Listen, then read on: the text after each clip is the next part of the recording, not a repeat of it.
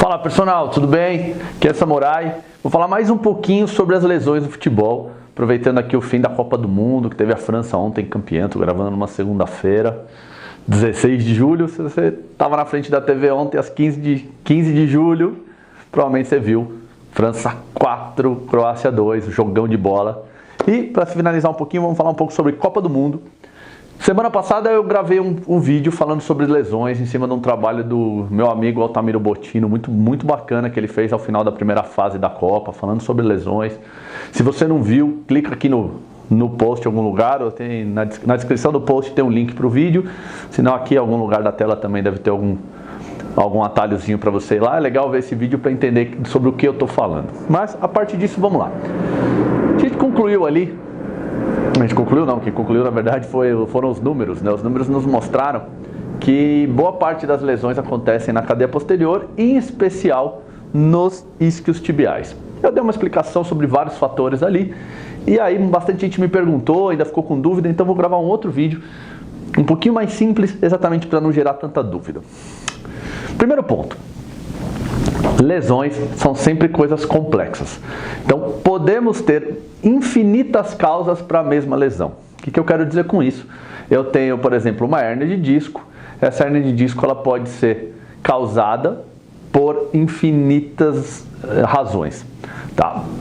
Pegam duas pessoas que têm mais ou menos na imagem a mesma hérnia, uma pode ter uma causa, outra pode ter outra completamente diferente.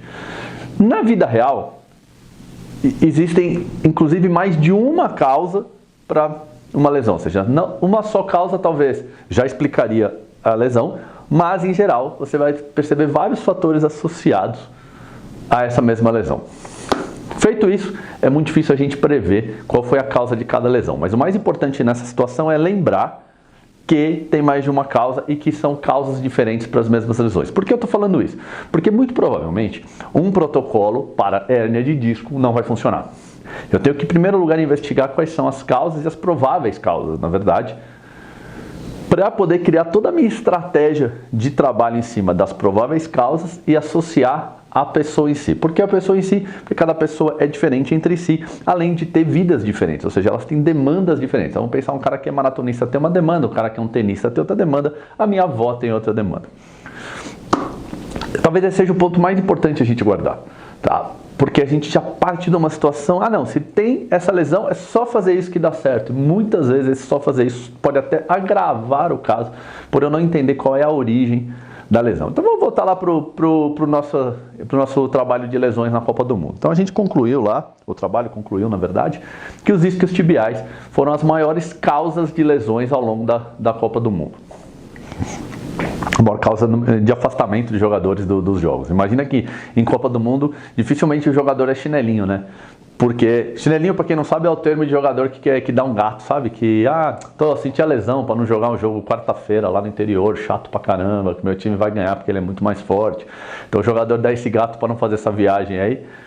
A gente chama de chinelinho. Mas na Copa do Mundo a tendência é que o jogador se supere, não seja chinelinho. Ele tenta até o último instante jogar. O que torna esses números mais reais, inclusive. Mas vamos lá. Então, vamos pegar o exemplo dos isquios tibiais. Os isquios tibiais foram campeão mundial, assim como a França, de lesões na Copa do Mundo. E o que pode ter causado isso? Vamos voltar para a primeira frase do vídeo.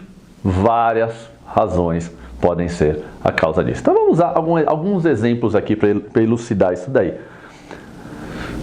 Vamos pensar só enquanto cadeia de reação e tridimensionalidade. Quando a gente pisa no chão, o calcanhar ataca o chão, e se eu pisar na ponta do pé também vai acontecer alguma coisa na cadeia de reação que vai gerar ainda o mesmo resultado, que aí a cadeia se inicia pela ponta do pé e não pelo calcanhar. Quando eu piso com o calcanhar no chão, a cadeia se inicia pelo calcanhar. Mas no final das contas, aquele complexo calcanhar, subtalar, tornozelo, tudo isso daqui vai converter essas forças para daqui para cima subir igual. A gente pode, no outro post, explicar isso alguma vez. Não é assunto para o momento. Quando o meu calcanhar ataca o chão, vai acontecer um negócio que a gente chama de pronação, tá? Que é um movimento do plano frontal associado a um movimento do plano transverso. Ou seja, o calcanhar ele vai entrar em eversão, que é um movimento do plano frontal, e essa eversão vai e eu posso explicar isso também num outro vídeo, por que isso acontece, vai ser associado a uma rotação interna. Toda vez que eu tenho reversão, eu tenho uma rotação interna, toda vez que eu tenho uma inversão, eu acabo tendo uma rotação externa. Mas vamos lá, essa rotação interna começa a subir via cadeia de reação. E, de alguma forma, essa demanda é muito forte e esse é um mecanismo muito importante da nossa marcha, tá? Então, o que seria essa reversão? É o calcanhar sendo deslocado para fora e todo o meio do pé indo em direção ao chão. Porém, alguém tem que desacelerar esse movimento aqui. Então, nós precisamos que esse movimento aqui seja, ele cause alguma situação, mas ele seja desacelerado. Por quê? Se ele não for desacelerado, a tendência é que ele vá de eterno, vai cair no chão e provavelmente eu vou cair. Quem desacelera esse movimento? Basicamente a perna inteira, basicamente o corpo inteiro, isso por cadeia de reação. Mas alguns músculos são mais eficientes nisso daí. Na parte da perna. Panturrilha, basicamente, sólido gastrocnêmio, tibial anterior, tibial posterior e fibular longo. Todos eles desaceleram. Quando começa a subir aqui, os quadríceps desaceleram, mas principalmente os isquios tibiais. Se você olhar a natureza dos isquios tibiais, você vai ver que as origens deles estão abraçando pontos diferentes da perna na parte de cima, 3 porções dela inclusive cruzam o quadril, e no joelho ele vai se ligar nas duas laterais. Quando ele vai se ligar nas duas laterais, a gente entende que esse músculo ele vai ter que desacelerar qualquer movimento de rotação, porque pensa como rédeas de cavalo.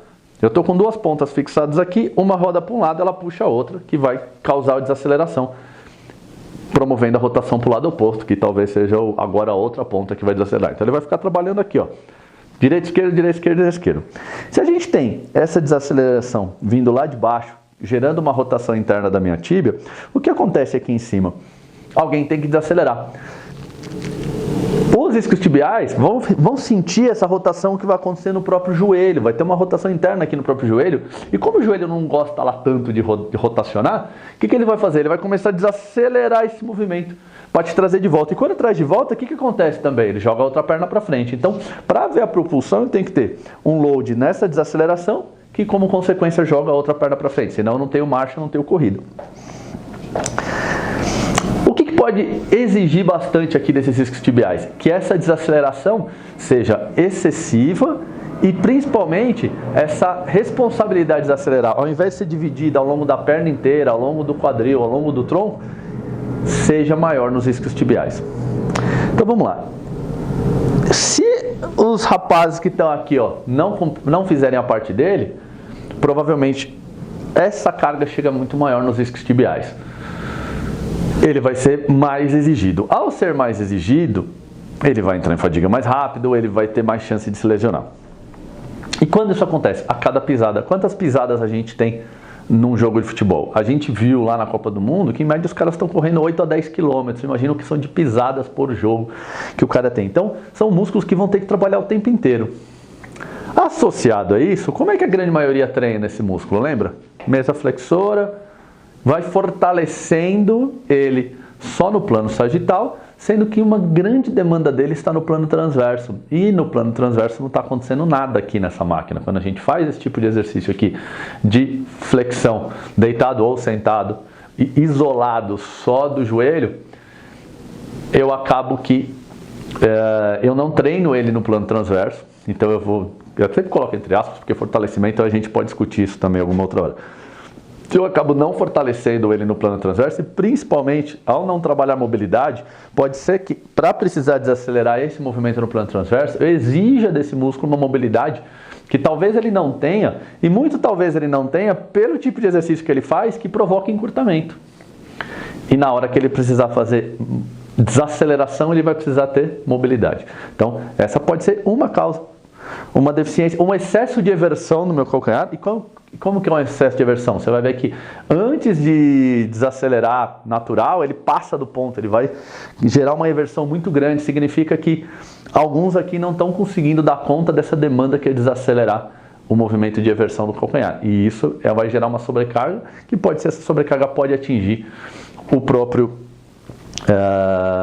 os próprios isquios tibiais. Uma outra causa disso daqui pode ser uma limitação na rotação interna do meu quadril. Quando eu não consigo fazer com que o meu quadril entre em rotação interna, eu começo a tirar também desse movimento de desaceleração do calcanhar agora o glúteo. Porque ao entrar em rotação interna, o glúteo também vai me ajudar a desacelerar essa eversão do calcanhar. Então, se essa demanda é enorme e o glúteo, que é um músculo muito forte, não participa, essa carga vai terminar aqui no posterior da coxa e ele também vai precisar desacelerar muito esse movimento, tá? Por quê? A mesma demanda que faz tudo isso aqui rodar para dentro e vai exigir dos isquios a participar para principalmente desacelerar essa carga no joelho, quando ela chega aqui no quadril, ela também provoca uma rotação interna no quadril, vai estirar o glúteo aqui no plano transverso e, como consequência, o glúteo vai ajudar também a propulsionar a perna para frente. Se eu não tenho rotação interna no quadril, essa força de rotação vai terminar aqui na minha panturrilha, nos meus isquios tibiais, porque ela não consegue permitir que o glúteo ajuda pelo fato de não entrar em rotação interna. Quando isso acontece, você vai perceber muitas vezes que a pessoa balança muito lateralmente. Por quê? Porque aí a gente começa a usar o glúteo no plano frontal para ver se a gente consegue também uma ajuda nesse mecanismo. E tudo isso tem, de novo, as mesmas razões, pode ter associado a encurtamentos, pode estar associado a simples falta de mobilidade mesmo, de rotação interna, e que se isso não for trabalhado, naturalmente não vai acontecer, e a cada passo, de novo, eu tenho essa demanda. Vamos achar uma terceira causa, lembra? Se eu for ficar aqui conjecturando, eu vou achar várias causas. Vou colocar uma terceira para a gente terminar o vídeo aqui com 3 causas que podem explicar lesões nos isquios tibiais. Quando a gente corre, o que acontece com o nosso braço? Ó, ele faz esse swing aqui, embora seja no plano sagital, ele gera no meu tronco o movimento do plano transverso, ó. E curiosamente, esse swing está sempre contraposto à perna, ou seja, se eu estou com a perna direita na frente, eu estou com o braço esquerdo à frente. E quando eu trocar para a perna esquerda, o meu braço direito vai na frente. Então a gente está trocando aqui o tempo inteiro. Pensa aqui, ó, eu estou parado aqui, ó. Se eu rodar o meu braço esquerdo na frente, o que eu tenho como resultante no meu quadril aqui, ó? Rotação interna do meu quadril. Essa rotação interna é tanto rotação interna quanto a que vem de baixo para cima, que vem da rotação da tíbia. Então, essa rotação interna do quadril é tão importante que ela é gerada de baixo para cima e de cima para baixo. Por quê? Porque o glúteo talvez seja o principal músculo responsável pela marcha e pela corrida também, obviamente. Então, vamos imaginar que eu não tenho agora mobilidade no plano transverso da minha torácica. Então, de que adianta eu rodar eu mexer meu braço cruzado com a minha perna, se esse braço aqui não está gerando rotação suficiente na minha torácica para gerar rotação suficiente no meu quadril, para que eu consiga desacelerar agora essa rotação, que também vai ajudar a desacelerar a eversão lá do calcanhar e vai tirar essa sobrecarga dos isquios tibiais. Ou seja, o que eu estou querendo dizer aqui? Que a falta de rotação torácica pode ser a causa de um esforço exagerado nos isquios tibiais. Por isso que a gente tem que entender que o corpo trabalha de uma forma mais complexa e mais integrada, ou seja, onde uma parte gera estresse em outras partes. Como que eu posso estudar isso aqui e tentar entender se eu tenho alguma limitação de rotação nos isquios, na torácica, para ver se ela está falando com a rotação interna do meu quadril, para ver se ela está sobrecarregando meus isquios tibiais. E de novo, exercícios agora, por exemplo, como esse abdominal, que a gente faz o que em inglês a gente chama de crunch, associado à carga ainda nisso, pode gerar aqui uma rigidez nesse abdômen, que muitas vezes vai fazer com que ele não tenha movimento suficiente no plano transverso que proporcione maior mobilidade ao correr, e esse movimento e a ausência dessa rotação pode explicar muitas vezes que o cara saiu para correr forte, bum, sentiu a panturrilha. Por quê? Porque essa carga que deveria ser ajudada a desacelerar pelo abdômen, pelos músculos lombares, pelos músculos intercostais, por essa rotação aqui, que aí entra latíssimo do dorso, peitoral, ou seja, todo mundo aqui ajudando a fazer essa rotação, não foi feita. Então esse movimento não chega ali para ajudar a desacelerar, por exemplo, a eversão, e e essa sobrecarga nos isquiotibiais aumenta significativamente. E a gente podia entrar em qualquer ponto, podia falar da cervical, como ela pode funcionar nesse modelo, podia falar até uma limitação de movimento da escápula pode gerar isso. Você já tem várias causas, várias causas. Como é que eu sei qual é a causa então que está trabalhando? Vai lá e avalia. Beleza? Então, para resumir, um pouquinho de explicação como 3 possíveis causas para a lesão nos isquiotibiais. E a lesão sempre vem de uma sobrecarga excessiva de trabalho para essa musculatura. Em geral a gente explica, não, ela está fraca, ela não está fraca. É muito difícil imaginar que atletas de ponta tenham essa musculatura fraca. E se tem, vamos ser justos, seria um ou outro. Não explicaria porque a maior parte das lesões vem lá. Ah, mas a gente tem que fazer esse trabalho aí com cadeira, não sei o que. Está todo mundo fazendo e claramente esse resultado não está aparecendo. Beleza? Então, espero que vocês tenham gostado. Se você gostou, se inscreve aqui no canal. Clica aí no sininho aí do YouTube, porque aí você recebe sempre esses vídeos antes de todo mundo e você não perde nenhuma dessas explicações. Valeu, grande abraço a todos, até mais, tchau.